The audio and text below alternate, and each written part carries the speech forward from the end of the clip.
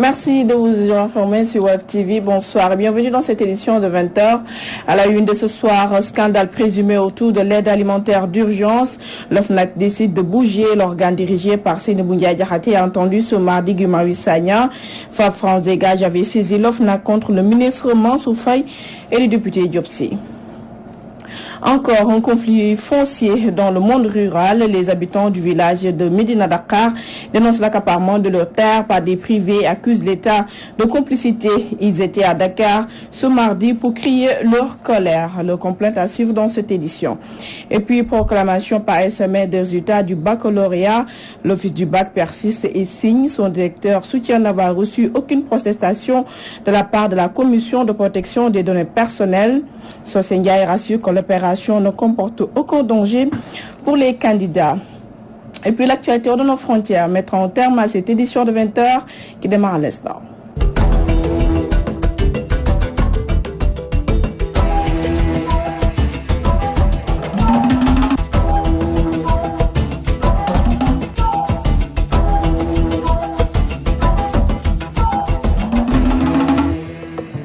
Merci de nous recevoir chez vous suite à la saisine de l'OFNAC le 23 avril 2020 par le Frapp d'une dénonciation contre le ministre Mansour Faye et le député Diop Sy. L'activiste Guy Marius Sagna a été entendu ce mardi à la sortie de son audition. Le mandataire de Frapp France Dégage a étalé ses preuves et des accusations contre le ministre du Développement communautaire et le patron de l'UDE, Guy Marius Sagna, est interrogé par Horanong.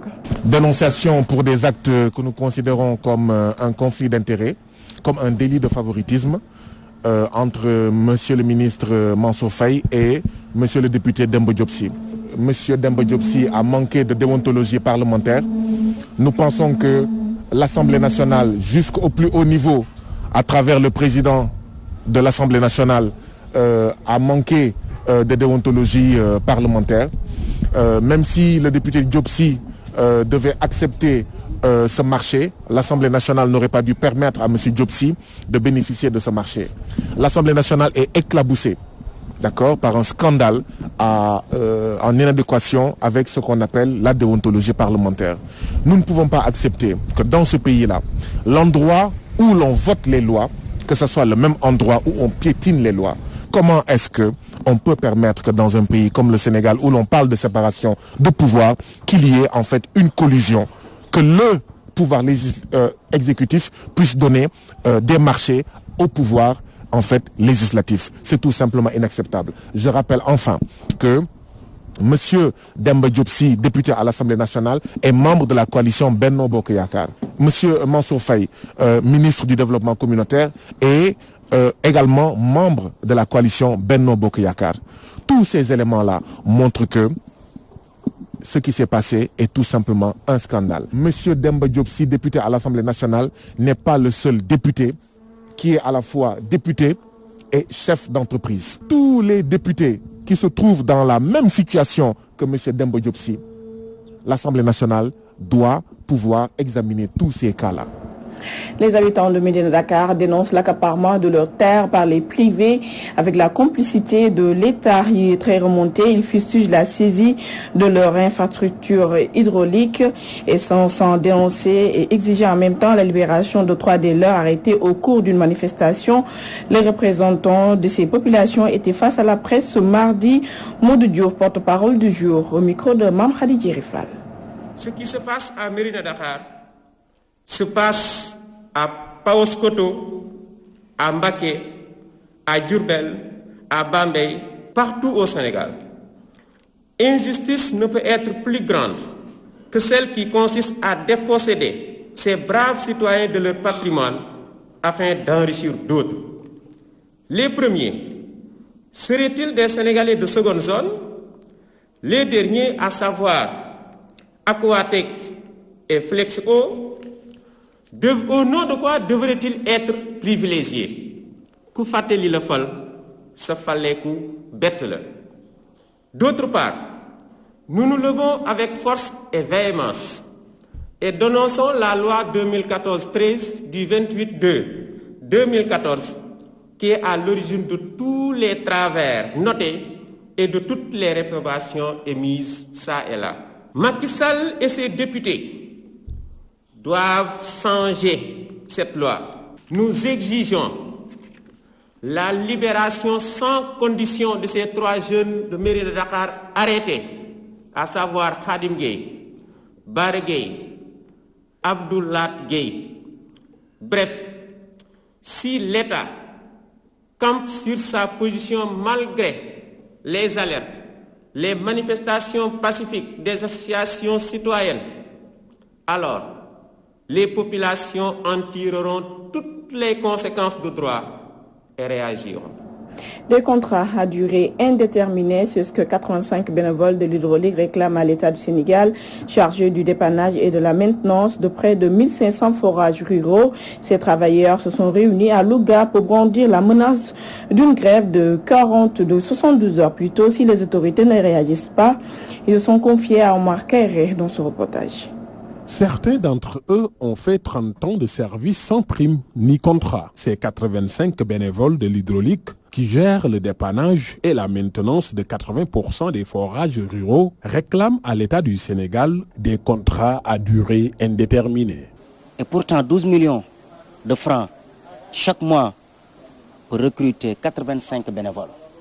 Nous travaillons 24 heures sur 24. Des fois, on travaille la nuit pendant 21 heures jusqu'à 3 heures du matin, rien que pour satisfaire les villageois. Donc, c'est inadmissible. Depuis 2012 jusqu'à nos jours, aucun bénévole de l'hydraulique n'a bénéficié de recrutement. Et pourtant, Mansour Faye, ministre sortant, avait en son temps recruté 40 jeunes au détriment de véritables ayants droit, déplore Babacar Ly, secrétaire général du collectif des bénévoles de l'hydraulique du Sénégal. Mansour Faye, le ministre sortant, a recruté 40 jeunes politiciens qui ne connaissent rien dans ce secteur. Aucune formation, aucune qualification. Alors, et pourtant, on a laissé des bénévoles qui sont travaillés ici pendant 10 ans, 20 ans, 30 ans sans contrat. Venu leur prêter main forte, Guy Marius Sagnan indexe l'État du Sénégal qui, d'après lui, a assez de ressources pour satisfaire la revendication de ses travailleurs plus que jamais légitimes. D'après nos calculs, avec moins de 140 millions par an, cela pourrait largement payer mensuellement ces 85 pères et soutiens de famille. Il est préférable de payer ces 85 pères et soutiens de famille plutôt que d'avoir une foultitude de chargés de mission qui encombrent les couloirs des différents ministères, plutôt que d'avoir autant de milliards lancés à la fenêtre uniquement pour entretenir une clientèle politique. Le collectif des bénévoles de l'hydraulique du Sénégal, qui a tenu une assemblée générale à Louga, compte déposer un préavis de grève de 72 heures si leur tutelle continue de faire la sourde oreille. Omar Kairé, Louga, Walfadjri.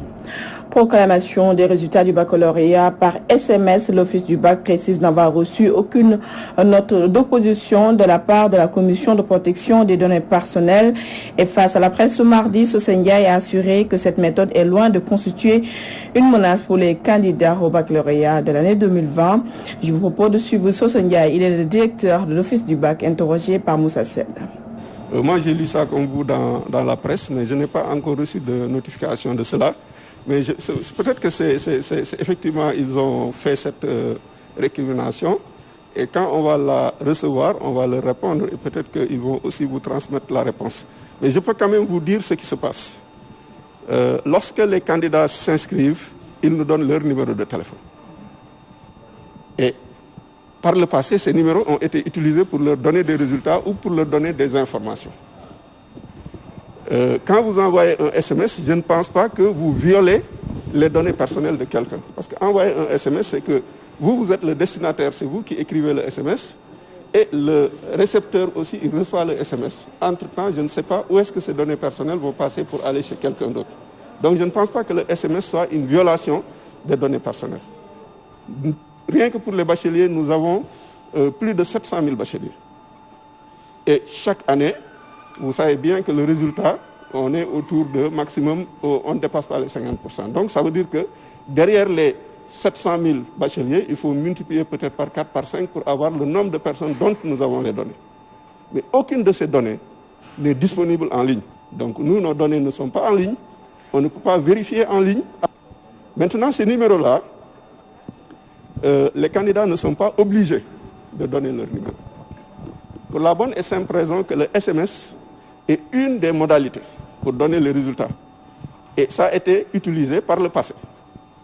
Tout comme les radios. Cette année, nous avons dit, avec le contexte de Covid, l'autre modalité qui consistait à faire un appel nominatif en présence des candidats et de leur famille, nous avons dit cette modalité-là, on va y surseoir pour cette année.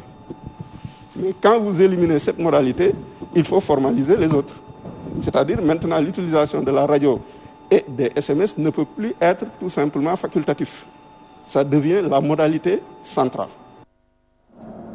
Quittons Dakar pour Mbour, où la coalition nationale contre l'octroi de nouvelles licences de pêche fustige la présence dans les eaux sénégalaises de plus d'une cinquantaine de bateaux étrangers. Elles exigent en outre la publication de la liste de tous les bateaux étrangers et les membres de la coalition n'excluent pas de manifester si leur message n'est pas entendu. Tchernodaf, reportage. La coalition nationale contre l'octroi de nouvelles licences de pêche industrielle est très remontée contre la présence d'une cinquantaine de bateaux étrangers dans les eaux sénégalaises. De l'avis des membres de cette coalition, une forte nébuleuse entoure la présence de ces bateaux étrangers. Mais chemin faisant, nous nous sommes rendus compte qu'il y avait 57 licences qui avaient été déjà octroyées entre 2018 et 2020. Et ça, c'est un effort énorme pour une pêcherie où les acteurs sont soucieux de la préservation de la ressource. D'autant plus que ces autorisations ont été données, ces licences ont été données sans l'aval du CROD, alors que c'est réglementaire. Avant de donner une licence, quelle que ce soit, il faudrait qu'on ait l'aval du CROD qui dit qu'il y a le stock qui est disponible. Il faut aussi que les acteurs soient convoqués autour de la commission d'attribution des licences de pêche, ce qui n'a pas été le cas. Face au droit d'accès à l'information des populations et à l'obligation d'édification de ces dernières sur les tenants et aboutissants de ce dossier, les professionnels de la pêche exigent la publication de la liste de tous les bateaux étrangers présents dans nos eaux territoriales. Ce n'est pas un combat ni une bataille. C'est un droit des Sénégalais et des acteurs de la pêche en général d'accéder à l'information. Et ce qui nous lie aujourd'hui avec la pêche industrielle, c'est l'océan et la ressource halieutique. Autant que les partis politiques se rassemblent pour défendre des causes, nous nous rassemblons pour défendre nos ressources halieutiques. Pour une gestion claire de la ressource halieutique, la coalition nationale contre l'octroi de nouvelles licences de pêche industrielle n'exclut aucune forme légale de manifestation. Mbour, Tchernodaf, Walfadri.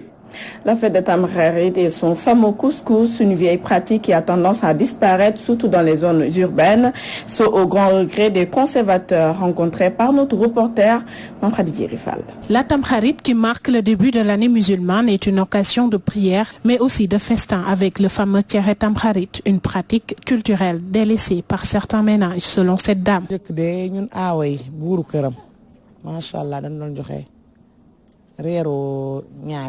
Avant, on donnait le fameux reeru ñaarel. Il y a beaucoup de femmes qui ne préparent plus le couscous de la Tamkharit. Elles ont délaissé cette tradition et c'est pas normal. On se réveille tôt le matin afin de minutieusement préparer le tiare Tamkharit. Mais maintenant, les gens achètent le tiare déjà préparé. Le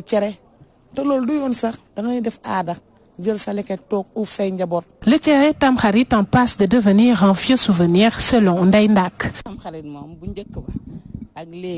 La façon de célébrer la fête de Tamkharit a changé. Il y a des femmes qui ne préparent plus le tiare et qui ont laissé cette pratique culturelle. On est à quelques jours de la fête et vous voyez, on ne sent même pas les préparatifs de cette fête. Les temps ont changé.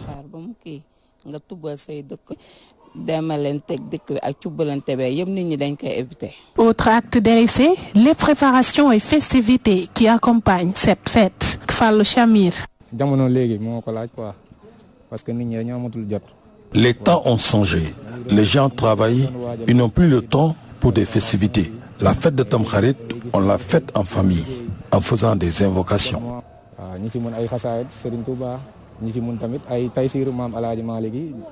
La préparation de la fête de Tamkharit, notamment celle du fameux Tchéré, une pratique culturelle délaissée par certains, au grand regret de certains conservateurs. La sexualité ne semble plus relever du tabou chez les jeunes filles mineures et beaucoup d'entre elles s'adonnent à des pratiques sexuelles, ce que déplorent de nombreux citoyens. Et ces derniers tentent d'expliquer le phénomène dans ce reportage signé Moussa Sel. Le phénomène de la sexualité prend de l'ampleur dans la société actuelle, principalement chez les filles mineures âgées de 12, 13, voire 14 ans. Ces dernières s'adonnent de plus en plus à cette pratique. Ces messieurs rencontrés dans les artères de Liberté 6 décryptent les causes qui plongent ces dernières dans cette fossé. Constater deux facteurs. L'une, c'est le délaissement total des parents pour l'éducation des enfants. Une grande partie des parents n'ont pas le temps de veiller quotidiennement au va-et-vient de leurs enfants. Deuxièmement, le problème de la pauvreté. La seuil de pauvreté a atteint un niveau vraiment catastrophique. Cette mère de famille déplore cette pratique de certaines mineurs et donne des leçons.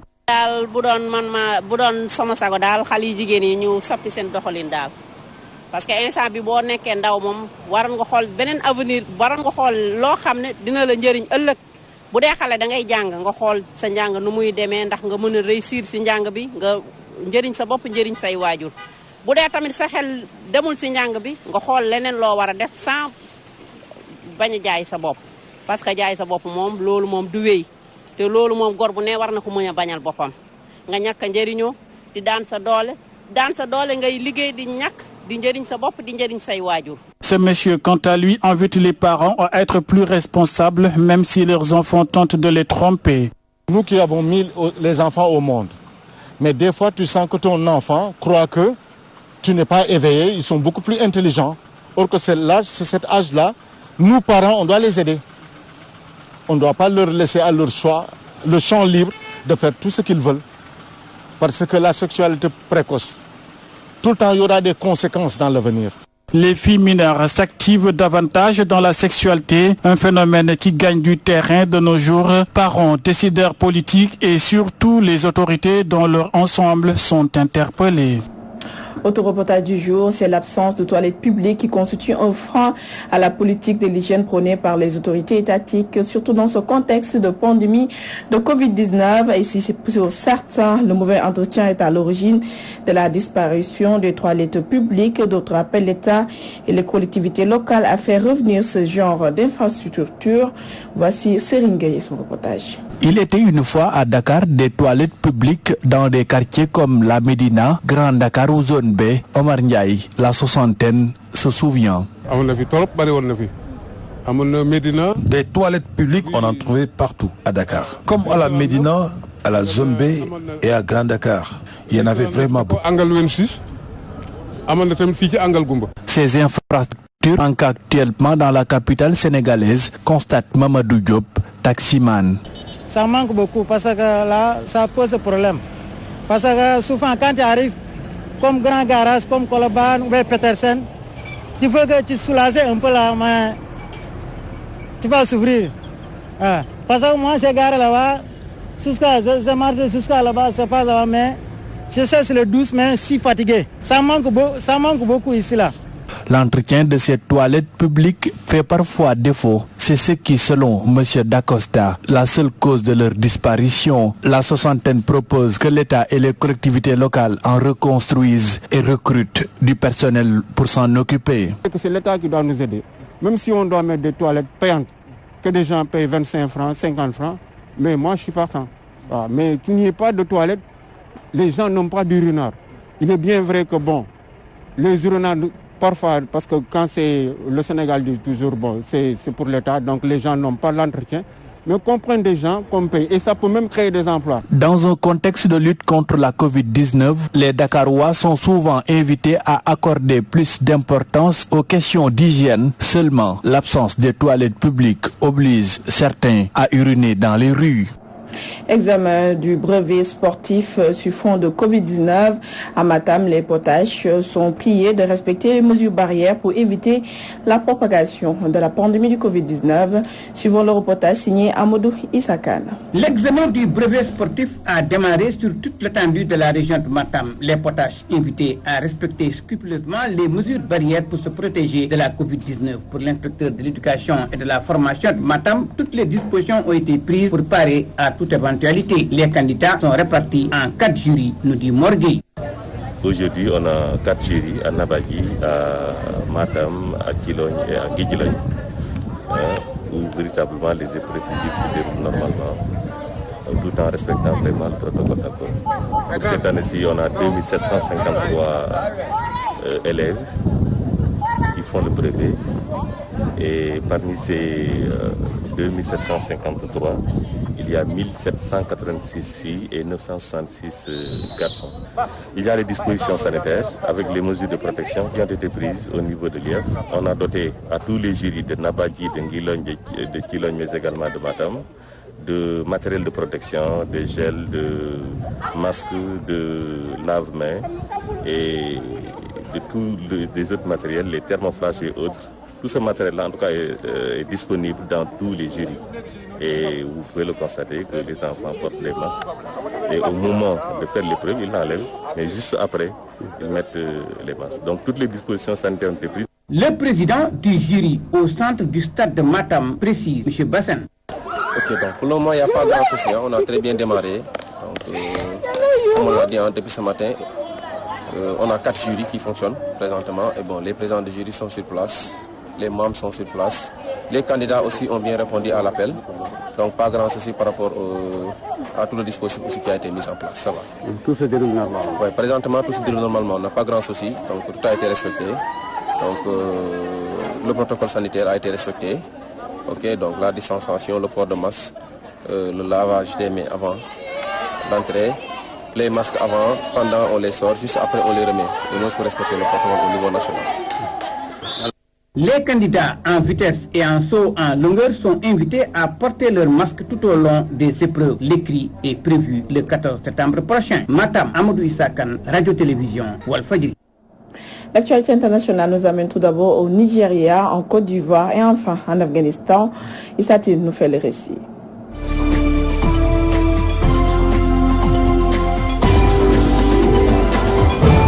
Au Nigeria, des hommes armés ont kidnappé en pleine classe 7 élèves et leurs enseignantes dans un village de l'état du Kaduna dans le nord du pays. C'est ce qu'ont déclaré des sources locales. Les assaillants avaient pris place à 2 ou 3 sur une vingtaine de motos et ils ont envahi le village de Damba Kazaya hier lundi en tirant à l'air. Ils sont entrés dans l'école de Prince Academy où les lycéens préparaient leurs examens de fin d'études, ont expliqué des villageois témoins de la scène. Pour rappel, plus de 1100 villageois sont tués dans le centre et le nord-ouest du Nigeria depuis janvier. Le gouvernement américain a demandé ce mardi aux autorités de la Côte d'Ivoire d'enquêter sur les décès survenus lors des manifestations qui ont récemment secoué la nation ouest-africaine suite à la décision du président Alassane Ouattara de briguer un nouveau mandat. Il déclare, je cite, « Nous appelons le gouvernement à enquêter pleinement sur les morts associées aux récentes manifestations et à rendre publics les résultats des dites enquêtes. » Fin de citation, c'est ce qu'on lit dans une déclaration publiée sur le site web de l'ambassade, tout en affirmant qu'il appartient au Conseil constitutionnel de se prononcer sur le 3e mandat. L'ambassade a néanmoins exprimé son soutien au renouveau politique. L'Organisation mondiale de la santé a certifié ce mardi que le continent africain était exempt de poliovirus sauvage 4 ans après l'apparition des derniers cas dans le nord-est du Nigeria, région dévastée par un conflit contre les djihadistes de Boko Haram. Grâce aux efforts déployés par les gouvernements, le personnel soignant et les communautés, plus d'1 800 000 enfants ont été sauvés de la poliomyélite, se réjouit l'OMS dans un communiqué. Provoqué par le poliovirus sauvage, la poliomyélite est une maladie infectieuse et contagieuse qui touche principalement les enfants. Elle était endémique partout dans le monde jusqu'à la découverte d'un vaccin dans les années 1950. Attentat suicide en Afghanistan, 41 personnes blessées, dont 35 civils, 3 personnes tuées lors de cet attentat au camion piégé visant une base militaire ce mardi dans le nord de l'Afghanistan. L'attaque a eu lieu alors que les talibans, auteurs de l'attaque, étaient reçus par le Pakistan voisin. La cible de l'ennemi était une base des commandos, mais après avoir échoué à l'atteindre, l'ennemi a fait exploser le véhicule à proximité, ce qui a infligé de sérieuses pertes aux civils aux alentours, a déclaré un porte-parole militaire.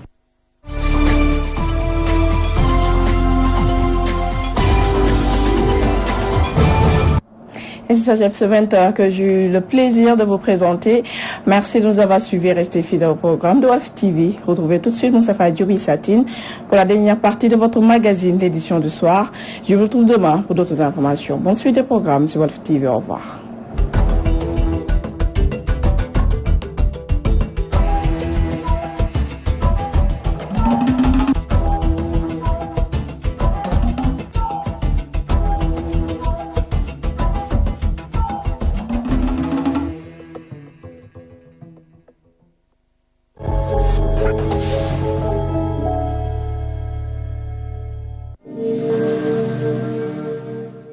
Lidi ab gis-gisam la gannaaw ba mu amalee tukkib nemmeeku ci diwaanu Ziguinchor xool mbas mi ana naka la fa tëddee